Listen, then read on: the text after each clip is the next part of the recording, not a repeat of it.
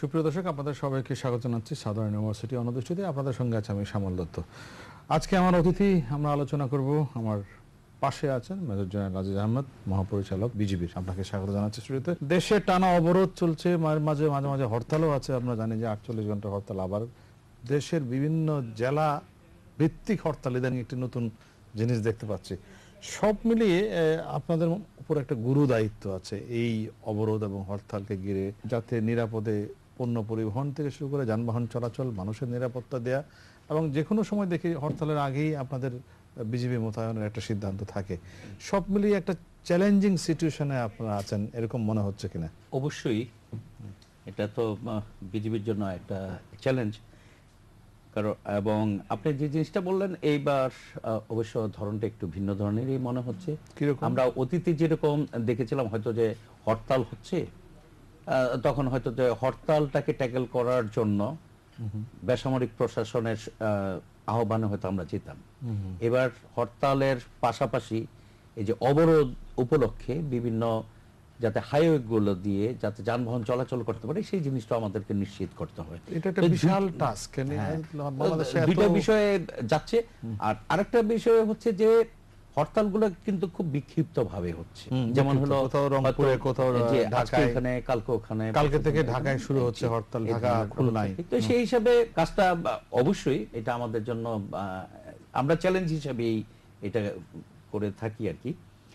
তো তারপরেও আমি বলবো যে যেহেতু আমরা অতীতে এই ধরনের দায়িত্ব পালন করেছি, আমাদের অভিজ্ঞতা আছে যে কিভাবে বেসামরিক প্রশাসনকে এই ধরনের পরিস্থিতিতে বিজিবি সহায়তা প্রদান করতে পারে, সেই অভিজ্ঞতাটাকে কাজে লাগিয়ে আমরা বিভিন্ন জায়গায় যে কোনো রকমের এই ধরনের ক্রাইসিসে আপনারা তো দায়িত্ব পালন করেছেন। এর আগেও এই ধরনের বিভিন্ন সময়ে সংকটের মুহূর্তে আপনারা জনগণকে নিরাপত্তা দেওয়ার জন্য এসছেন।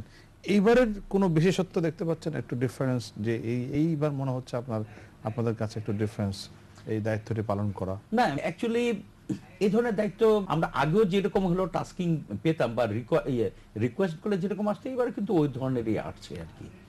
তবে এইবার হয়তো যে একটা বিষয় যেহেতু হলো যে অবরোধ দিয়ে শুরু হয়েছে, প্রাথমিক পর্যায়ে আমাদের জন্য সবচেয়ে বড় চ্যালেঞ্জ ছিল সেটা হলো যে জনগণের মধ্যে বা বিভিন্ন স্টেক হোল্ডারদের মধ্যে হলো একটা সেন্স অফ সিকিউরিটি, এটা হলো এটা ফিরিয়ে আনা।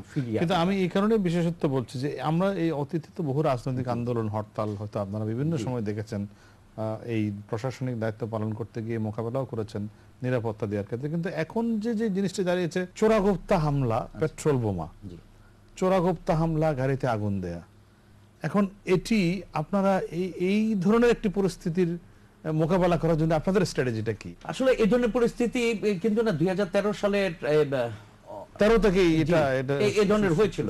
বিশেষ করে আপনারা যদি তখন মনে করেন যে ঢাকা চট্টগ্রাম হাইওয়েতে কিন্তু অনেক জায়গায় অহরহ এই জিনিসটা হতো এবং অন্যান্য জায়গায় হয়েছে। আমরা তখনও কিন্তু এই ধরনের মোকাবেলা করেছিলাম।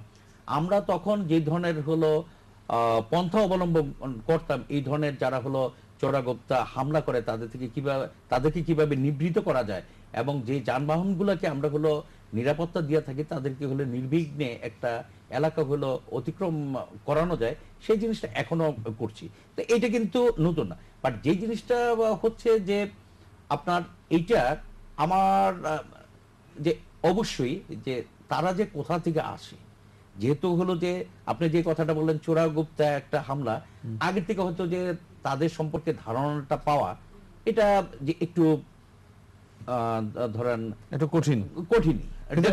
একটা অনেক এরকম ইয়ে আছে কিনা যে ধরুন ঢাকা চট্টগ্রাম হাইওয়ে, তার চারপাশের, তার দুপাশে যে গ্রামগুলো আছে, এগুলো সম্পর্কে কোনো অ্যানালাইসিস করা যে এখানে কোনো একটা কাদের ইয়ে আছে? আমি বলবো যে এবারে আমাদের কিন্তু না অতীতের অভিজ্ঞতাটা অনেকটা কাজে লেগেছে। আমরা যেমন অতীতে দেখেছি যে কোনো একটা হাইওয়ে, আমি যদি টেকনাফ থেকে ঢাকা পর্যন্ত ধরি, একটা এই পুরা রাস্তাটার মধ্যে কোথায় কোথায় হলো সেনসিটিভ জায়গাগুলো আছে, ডিস্টার্ব এরিয়া কোথায়, এই জায়গাগুলো আমাদের কিন্তু মোটামুটি জানা আছে।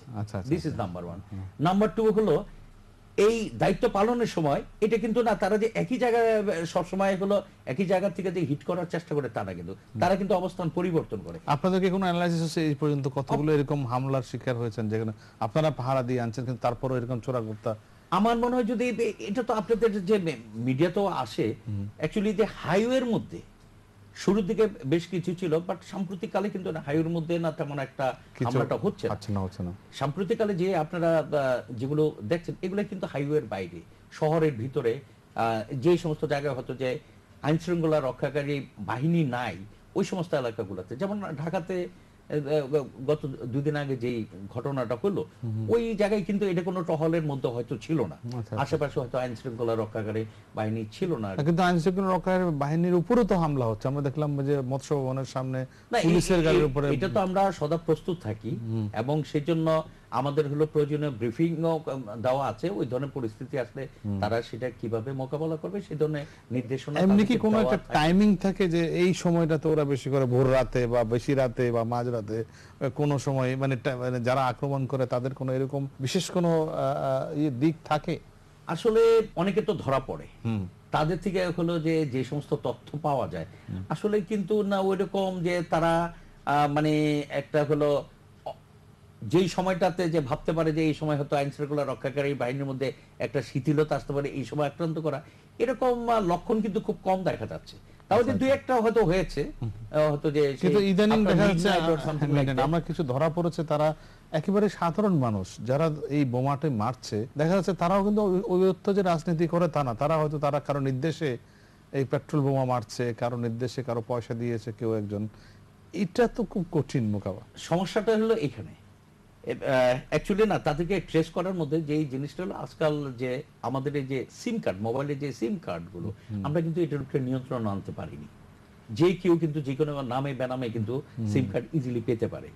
আর মোবাইল সেট গুলো বাংলাদেশে এত মানে সহজলভ্য এবং এত কম দামে সেটও পাওয়া যায়, তো একজনের কাছে কিন্তু একাধিক সিম কার্ড, একাধিক মোবাইলও আছে।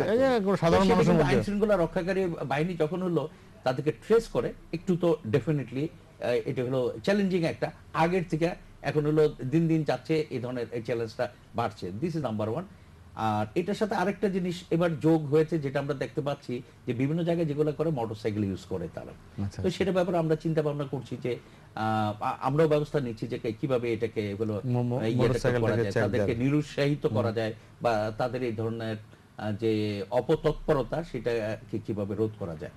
আর আপনি যে জিনিসটা বললেন, আসলে আমরা অনেকে ধরেছি, ধরে হয়তো আমরা যেটা আইন শৃঙ্খলা রক্ষাকারী বাহিনীদেরকে দিয়ে দেয়, পুলিশের কাছে হস্তান্তর করি, পরবর্তীতে তাদেরকে ইন্টারোগেট করে যে জিনিসটা আপনি যেটা বললেন, দেখা যায় যে অনেক হলো যে কেউ হয়তো নেশাগ্রস্ত বা ও হয়তো দরিদ্র, তাদেরকে টাকার বিনিময়ে ইউজ করা হয় ম্যাক্সিমাম ক্ষেত্রে। সেইটাতে হয় কি তাদের অনেকের এমনও দেখা গেছে যে আসলে ওইরকম টাকার লোভে তারা চলে আসে, হয়তো পাস্ট রেকর্ড দূরে যে ওই যে ক্রিমিনাল কতটুকু আছে সেগুলো যাচাই বাছাই করাটা আসলে ওরকম হয়। কিন্তু এগুলো কি সোর্স যদি বন্ধ করা যেত, যেখান থেকে এগুলো বানানো হচ্ছে, এই ইন্টেলিজেন্স ইনফরমেশনটা যদি থাকে, তাহলে একেবারেই মানে প্রান্তিক পর্যায়ে যেখানে এটি নিক্ষেপ করা বা ভিকটিম করা, সেটা বন্ধ করার একটা উপায় থাকতো। আপনার কি তেমন হয় যে এখানে আসলে আমি যেটা মনে করি যে যারা তাদেরকে হলো নির্দেশ দেয়, যারা তাদেরকে অর্থের বিনিময়ে ব্যবহার করে, তাদেরকে যদি হলো প্রতিহত করা যায় তাহলে বেশি আমার মনে হয় যে তাহলে, কারণ যে লোকগুলো যায় তারা কিন্তু টাকার বিনিময়ে। সেটা কে করবেন, সেটা কোন জায়গা থেকে আসতে পারে? আপনার অভিজ্ঞতা কি বলে? না, এটা কি political decisions it's or it's administrative decisions? না, কখনো কখনো যে দেখুন, আসলে আমি পলিটিক্স নিয়ে কোনো কিছু বলতে চাই না, আমরা চাইও না পলিটিক্যাল ডিসিশনে এই কি ধরনের নির্দেশনা আসবে।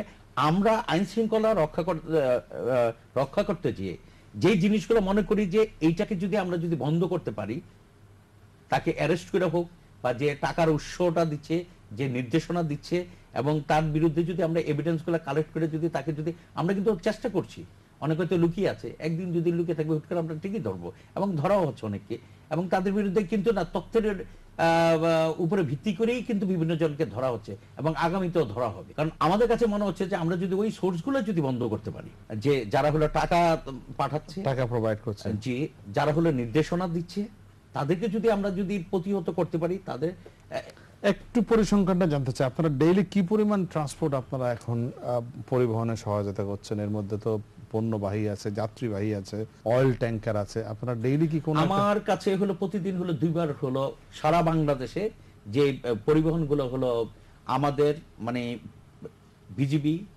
আমরা হলো পুলিশ র্যাব, আমরা হলো কোঅর্ডিনেট করে এই দায়িত্বটা পালন করছি, সেটাতে দেখা যায় in an average it is not less than 55 to 60 lakh thousand, 55 থেকে 60,000।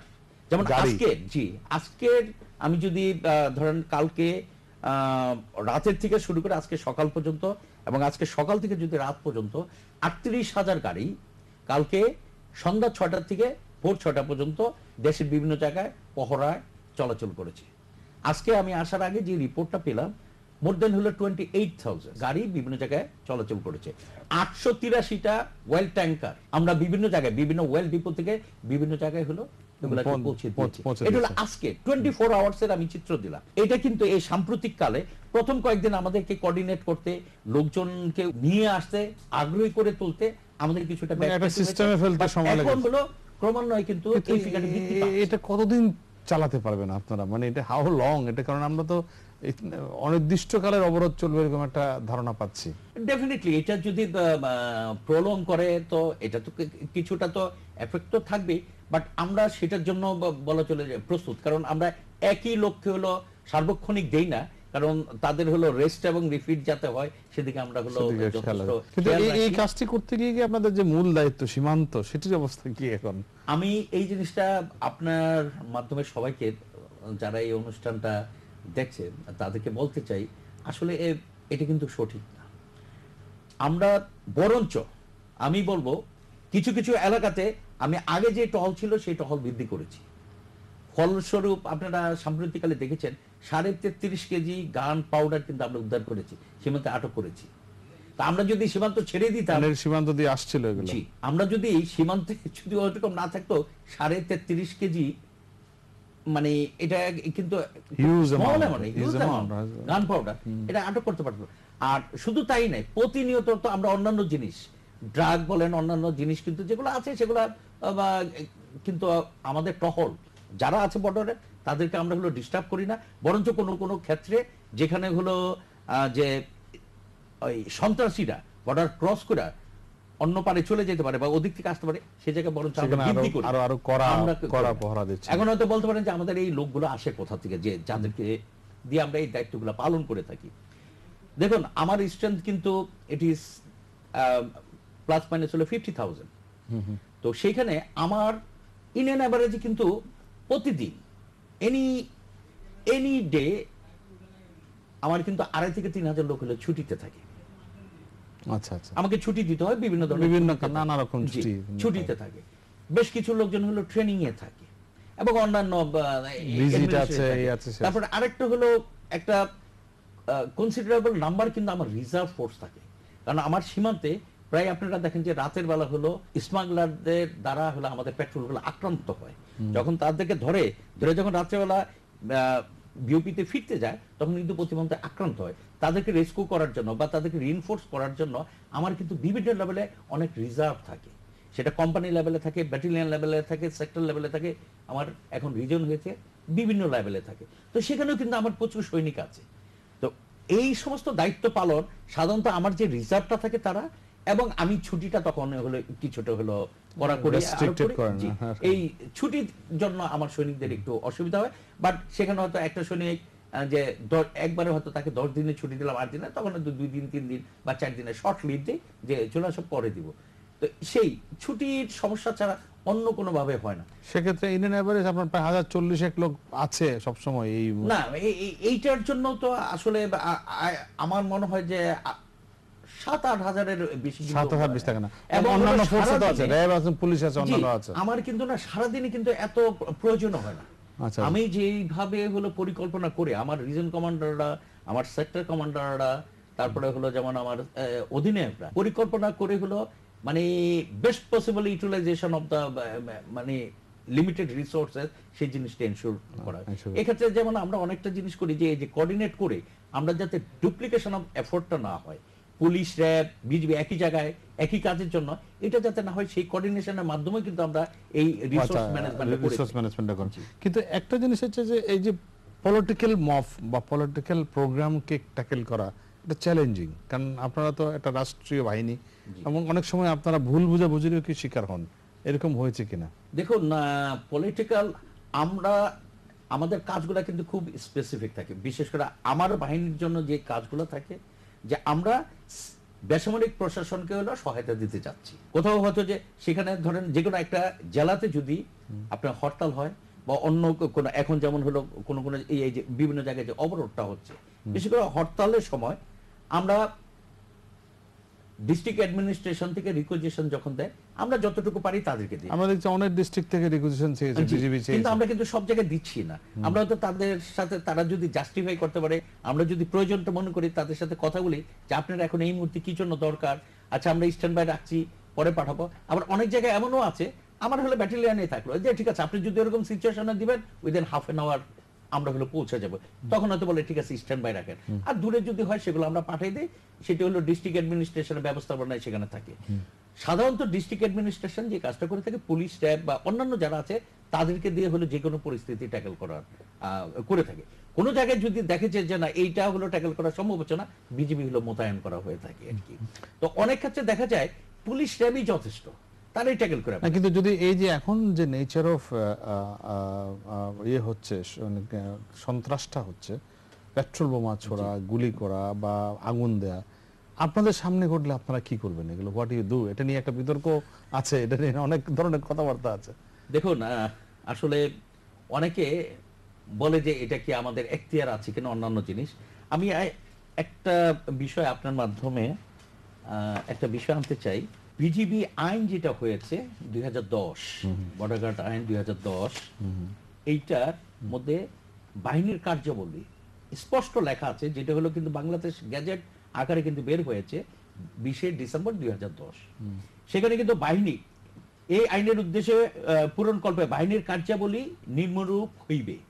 প্রথম, সক্রিয় কর্তব্য হিসাবে সর্বদা সীমান্তের নিরাপত্তা রক্ষা করা, চোরাচালান, নারী ও শিশু এবং মাদক দ্রব্য পাচার সংক্রান্ত অপরাধ সহ অন্যান্য আন্তঃরাষ্ট্র সীমান্ত অপরাধ প্রতিরোধ করা, মানে ট্রান্সপোর্টার যত ক্রাইম আছে সেগুলো যুদ্ধকালীন সময়ে প্রতিরক্ষা মন্ত্রণালয়ের নিয়ন্ত্রণে থাকিয়া উক্ত মন্ত্রণালয় কর্তৃক অর্পিত দায়িত্ব পালন করা, মানে in case of any war will be under the ministry of defence.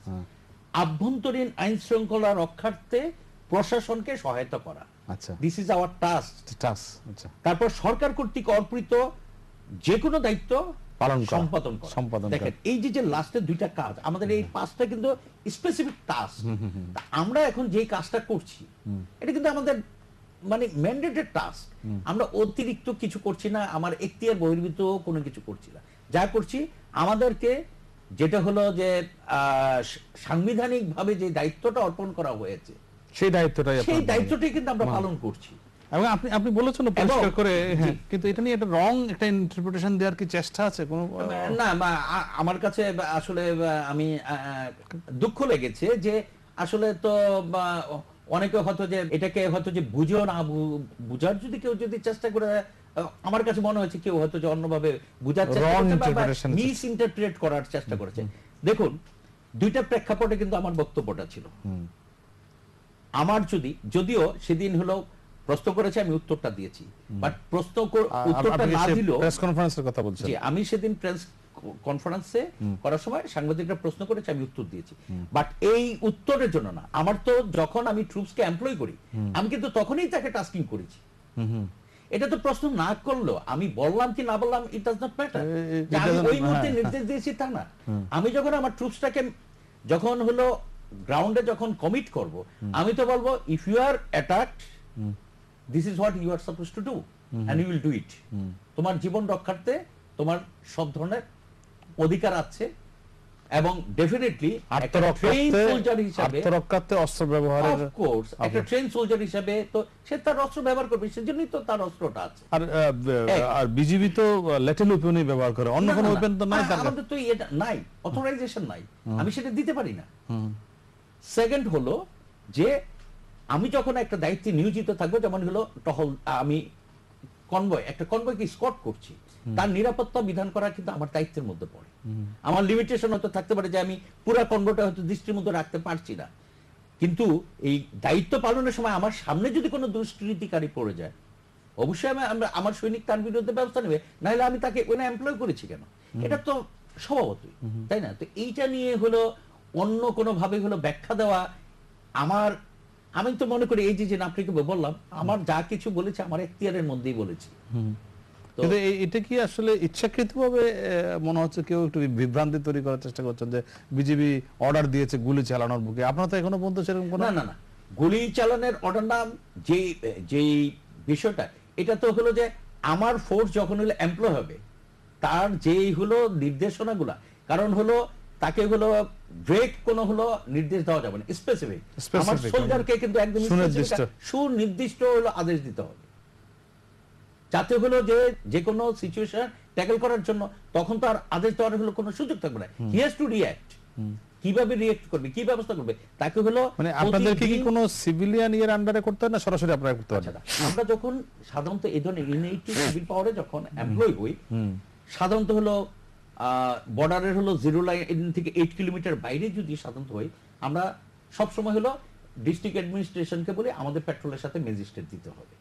আমরা যখন হলো যুদ্ধ অপারেশনে যাই, হয়তো পুলিশ র্যাব অন্যান্যদের সাথে তাদেরকে সহযোগিতা করার জন্য, তাদেরকে অ্যাসিস্ট করার জন্য আমাদের সাথে কিন্তু অবশ্যই ম্যাজিস্ট্রেট থাকে, কারণ উইদাউট ম্যাজিস্ট্রেট আপনাদের কনভয় পাহারা দিয়ে আনছেন এখানেও ম্যাজিস্ট্রেট থাকে। অনেক জায়গায় আমরা কিন্তু না রুটিন কিছু কাজ আছে, স্পেশাল অপারেশনের জন্য কিছু কাজ আছে, বাট এই সমস্ত জায়গায় আমাদের মধ্যে ম্যাজিস্ট্রেট থাকে, হয়তো অল থ্রো হয়তো যে আমাদের ওইখানে থাকে আর কি। আচ্ছা আচ্ছা জি, আমরা সাধারণত হয় কি এই ধরনের, কারণ আমরা অন্য জায়গায় যদি ফায়ার ওপেন করার আগে ইভেন ধরেন হলো আমরা যদি যখন হলো কোনো একটা আনরুলি মবকে যখন হলো ট্যাকেল দিতে যাই, আমাদের কিন্তু ম্যাজিস্ট্রেট থাকে, আমরা আমাদের ওইখানে যে ফিল্ড যে কমান্ডার থাকবে সে কিন্তু তার সাথে হলো ওই কনসাল্ট করে।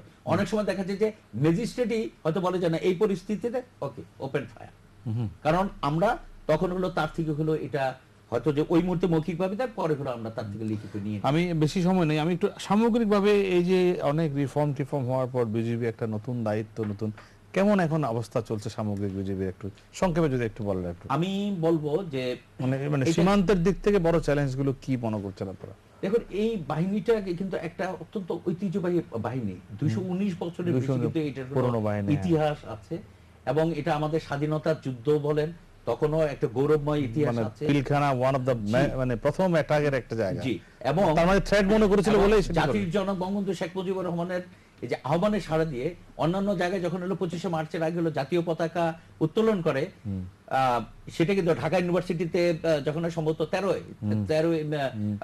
মার্চ হয়েছে, আমাদের কিন্তু পিলখানায় করেছিল 23 তারিখে। তাতে করেও যে এই যে সেখানে যে তখন যে বাঙালি ইপিআরে ছিল তারা কিন্তু উদ্বুদ্ধ হয়ে কিন্তু এই জাতির পিতার হলো আহ্বানে সাড়া দিয়ে কিন্তু পতাকা উত্তোলন করেছিল, এবং এই যে 25শে মার্চের রাতে জাতির জনক বঙ্গবন্ধু শেখ মুজিবুর রহমানের যে আমাদের জাতির পিতার এই যে ইয়াটা ঘোষণাটা ইপিআর এর মাধ্যমেই তো এটা ইপিআর এর মাধ্যমে কিন্তু বিভিন্ন জায়গায় ট্রান্সমিট করা হয়েছে। হ্যাঁ, তো আমাদের কিন্তু কন্ট্রিবিউশন, আমাদের ইপিআর এর কাছে এগুলো সব রেকর্ড আছে না? জি, তারপরে ধরেন হলো ওই সময় কিন্তু না প্রায় হলো 12,000 মতো হলো বাঙালি ছিল ইপিআর, তারা কিন্তু সক্রিয়ভাবে সবাই হলো যুদ্ধে অংশ নিয়েছে। আমাদের কিন্তু 817 জন শাহাদাত বরণ করেছে, এটা কিন্তু একটা ঐতিহ্যবাহী বাহিনী। এই বাহিনীটার অফকোর্স 2009 সালে কিন্তু আমি বলবো যে একটা তাদের জন্য হলো একটা কালো অধ্যায়, এবং আমরা জানি সবাই সেই এটা পেরিয়ে আপনারা এখন, আমি দায়িত্বভার যেহেতু ওই ঘটনার পরে আমি বিজিবিতে ছিলাম, অনেক হলো রিফর্ম যেটা হলো তখন হলো পরিকল্পনা করা হয়েছিল সেটার সাথে আমি সম্পৃক্ত ছিলাম। আমি যখন হলো মহাপরিচালক হিসাবে দায়িত্বভার গ্রহণ করি, সেইগুলাকে মাথায় রেখে এই বাহিনীটাকে কিভাবে সামনের দিকে নিয়ে যাওয়া যায় সেই আমি চেষ্টা করেছি গত 2 বছরে।